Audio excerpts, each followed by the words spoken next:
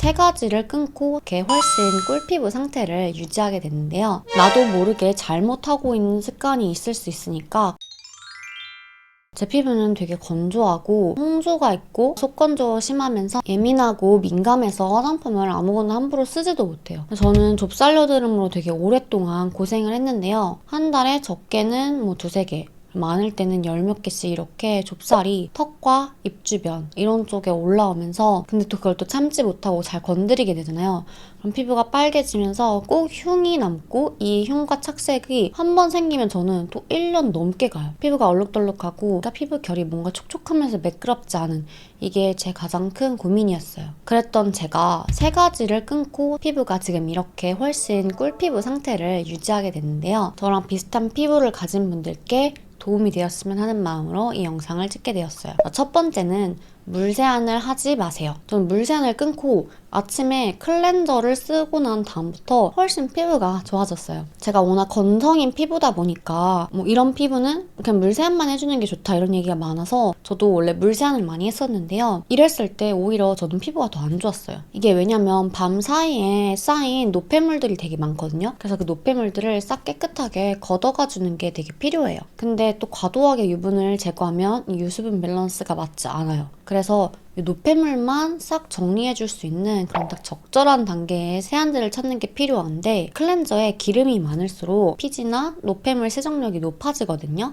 기름이 최대한 적은 클렌저를 써주시는 게 피부에 자극이 제일 적어요. 워터보다는 젤이 세정력이 높겠고 젤보다는 뭐 클렌징 밀크나 오일 이런 게 더 세정력이 높겠죠. 그래서 클렌징 워터로 저는 아침에 세안을 하는데요. 화장솜에 묻혀서 보통 닦아내시잖아요. 그러면 문지르는 행위 자체가 피부 장벽을 파괴하고 피부에 자극을 갑니다. 특히 저처럼 홍조가 심한 예민 피부분들은 그런 문지르는 행위 자체를 최대한 하지 말아주셔야 되는데요. 이 다이소에서 파는 거품 용기 있죠? 여기에 클렌징 워터를 넣어서 짜면은 클렌징 폼처럼 거품이 나와요.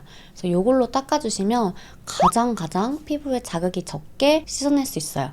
그래서 아침 세안을 물 세안 대신 클렌징 워터 거품 세안으로 바꾼 다음부터 피부가 훨씬 좋아졌어요. 근데 지성이신 분들은 클렌징 젤을 써보시면 좋을 것 같아요. 클렌징 젤 중에 제가 썼던 것 중 좋았던 거는 베리어 인핸싱 클렌저가 피부에 당김이 없어서 괜찮았습니다. 자, 두 번째로 제가 바꿨던 습관은 크림 많이 바르기예요. 저처럼 건조하신 분들은 잘 아실 거예요. 피부가 너무 당기니까 크림을 되게 많이 짜서 발라야 되겠다 생각을 하시죠. 근데 크림을 많이 발라서는 속건조를 잡을 수가 없어요. 그럼 저는 대신 뭘 했냐? 앰플, 세럼을 되게 얇게 여러 번 레이어링해서 발라줬어요. 기본이 2번이고 겨울에는 3번, 4번씩 발라주고 있어요. 특히 피부 상태가 안 좋을 때는 더 많이 발라주고요. 중요한 거는 한 번에 많은 양을 바르는 게 아니라 적은 양을 여러 번 레이어링해서 발라주는 건데요. 워낙 제가 예민하고 민감한 피부다 보니까 고기능성 앰플을 쓰면 피부 자극이 크고 트러블이 또 잘 나거든요.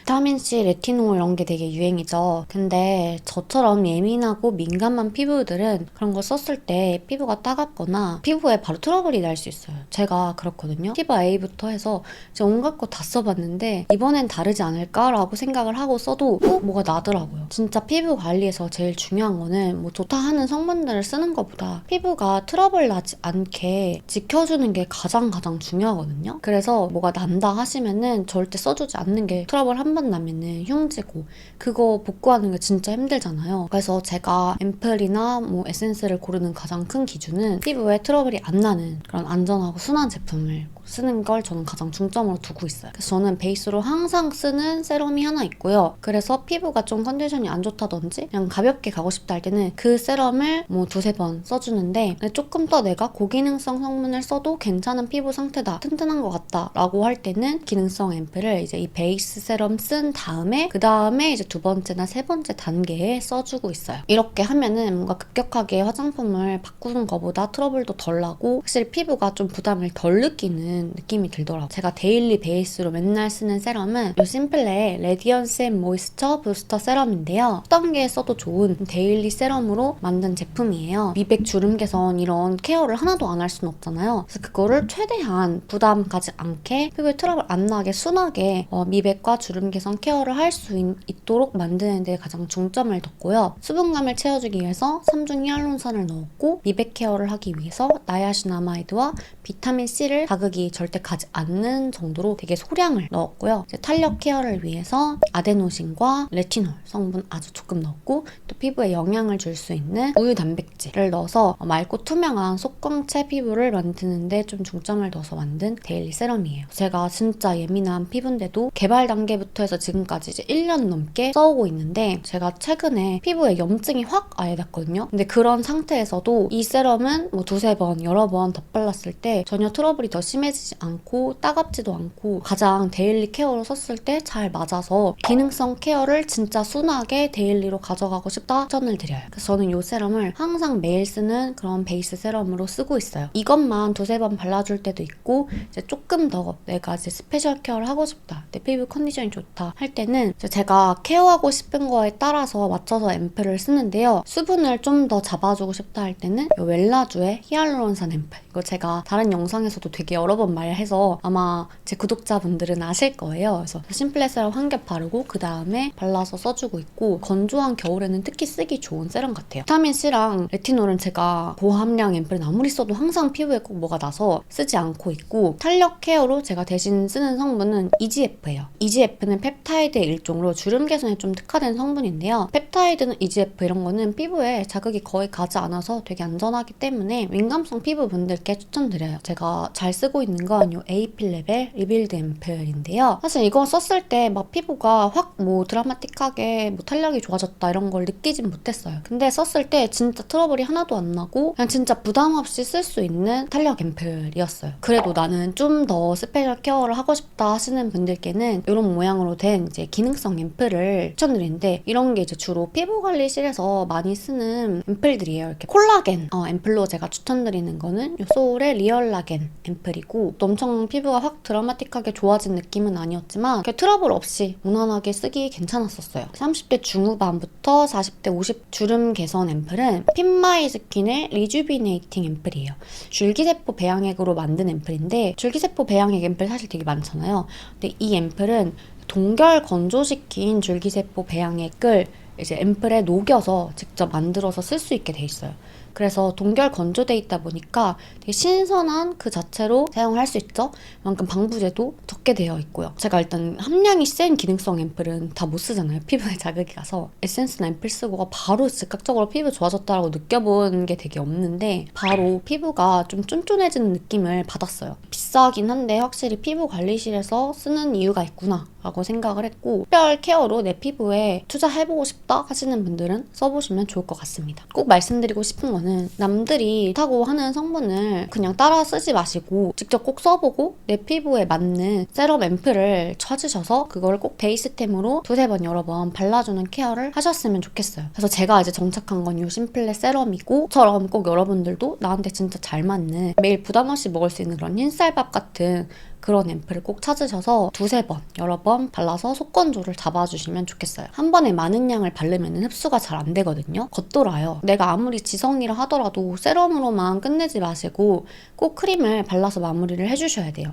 왜냐면 우리가 에센스로 수분감을 잘 채워줬잖아요. 근데 시간이 지나면은 밖에 공기 중에 증발이 돼요. 그걸 막아주려면 기름막을 살짝 씌워줘야 되거든요. 그래서 그 역할을 해주는 게 바로 크림입니다. 그래서 크림은 많은 양을 막 덕지덕지 바르시는 게 아니라 세럼을 충분히 두세 번 레이어링해서 발라주셨으면 크림은 적은 양만 발라주셔도 돼요. 건성분들도 이건 마찬가지예요. 지성분들은 더 적게 써주시면 되고요. 세럼으로 보습을 싹 잡아주고 그다음 그 위에 크림을 소량 발라서 마무리 해주시면 이렇게 썼을 때 유수분 밸런스가 제일 잘 맞았었어요. 세 번째로 제가 바꿨던 습관은 시트 마스크팩을 끊고 모델링 팩을 대신 쓰는 거였어요. 마스크팩이 피부에 좋다고 하는 분들 되게 많잖아요. 어릴 때까지는 피부가 이렇게 예민하지 않아서 마스크팩 써도 별로 문제가 없었는데, 제가 알레르기를 가지고 있거든요. 그래서 피부에 뭔가 좀 안 좋은 게 접촉되거나 하면은 바로 이렇게 우두두두 올라오고 빨개지고 붉어지고 따갑고 간지럽고 그래요. 시트 마스크팩을 쓰면 꼭 피부에 뭐가 나더라고요. 저도 진짜 어릴 때는 안 그랬는데, 시트 마스크팩에 대해서 여러 번 영상을 찍었는데 그 영상 찍기 위해서 얼굴에 마스크팩 올리잖아요? 그러면 또 꼭 뭐가 나요. 매번 예외 없이 피부가 안 좋아져서. 그래서 저는 시트 마스크를 완전히 끊었어요. 저처럼 예민한 피부, 민감성 피부는 시트 마스크팩을 아예 끊는 게 좋겠다라고 좀 강하게 말씀을 드려요. 제가 최근에도 시트 마스크팩 선물을 받아서 그거를 좀 써본다고 올려놨더니 또 피부에 염증이 생겼거든요. 그럼 시트팩 대신 쓰면 좋은 게 뭐냐? 바로 모델링 팩인데요. 모델링 팩은 제가 썼을 때 트러블 한 번도 안 나고 피부과, 피부관리실, 에스테틱샵 이런 데서도 항상 관리하면 마무리에 모델링 팩 해주잖아요. 그게 다 이유가 있어요. 시트 마스크팩을 썼을 때 피부가 좋아지는 이유가 좋은 성분을 이렇게 밀봉해가지고 안에 넣어주기 때문인데, 모델링 팩은 훨씬 더 공기에 닿지 않게 확 밀폐를 해주죠. 그래서 좋은 앰플을 쓰고 그다음 모델링 팩을 하면 그 앰플이 피부 속에 싹 들어갈 뿐만 아니라 알진산이라는 걸 가지고 만드는데, 이게 해조류에서 추출한 거예요. 피부에 자극도 없고 그리고 쿨링 기능이 있어요. 피부 온도를 내려주는. 저런 홍조가 있고 민감한 피부는 진정이 되는 그런 효과가 있습니다.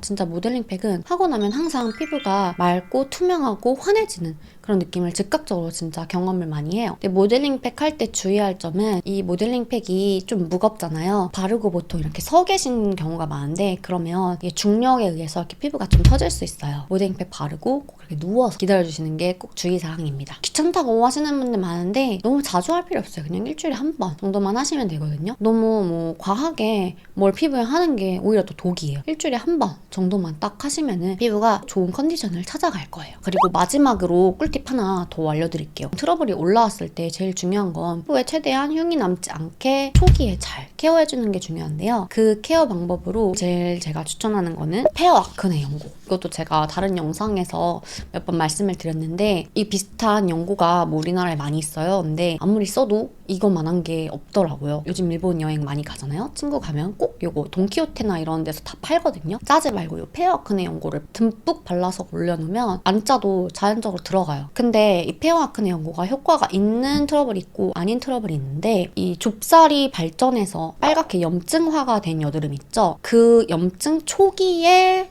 페어 아크네 발라주시면 가장 효과가 좋아요. 근데 빨갛지 않고 그냥 피지가 뭉쳐서 있는 그냥 좁쌀 있잖아요. 빨갛지 않은 상태, 하얀. 그거에는 페어 아크네가 효과가 없어요. 왜냐면 이 페어 아크네 연고가 하는 역할이 염증을 가라앉혀 주는 거거든요. 여드름 진짜 초기에 얘를 듬뿍 올려놓고 자면은 안 짜도 되게 알아서 조금씩 가라앉아요. 거의 완전히 가라앉을 때까지 아침 저녁으로 발라서 올려놔주시면 되고요. 그냥 하얗게 올라온 좁쌀 있잖아요. 피지가 뭉친 거. 이런 애는 얘는 어쩔 수 없이 짜줘야 되는데, 근데 무리하게 짜다가 흉이 생길 수 있으니까 손을 깨끗하게 닦고 살짝 힘줘서 눌렀을 때 피지가 이렇게 푹 하고 나오잖아요. 그럼 그 상태에서 조금만 더 힘을 줘서 피지를 완전히 밀어내시면 돼요. 근데 내가 이렇게 좀 힘을 줘서 눌렀는데 피지가 안 나오잖아요? 그럼 거기서 멈추세요. 절대 더 가면 안 돼요. 잘라다가는 증화되고 피부 흉질 수 있으니까 좀 짰을 때 안 나오면 바로 멈추. 안 짜지는 좁쌀은 클렌징 잘 해주고 수분 잘 채워주면 알아서 잘 들어가거든요. 안 들어가고 계속 커진다 하면은 그때 다시 한번 힘줘서 누르면은 나올 거예요. 결론은 트러블은 흉과 염증이 나지 않는 선에서 짜거나 연고로 가라앉혀주는 관리를 해주시면 됩니다.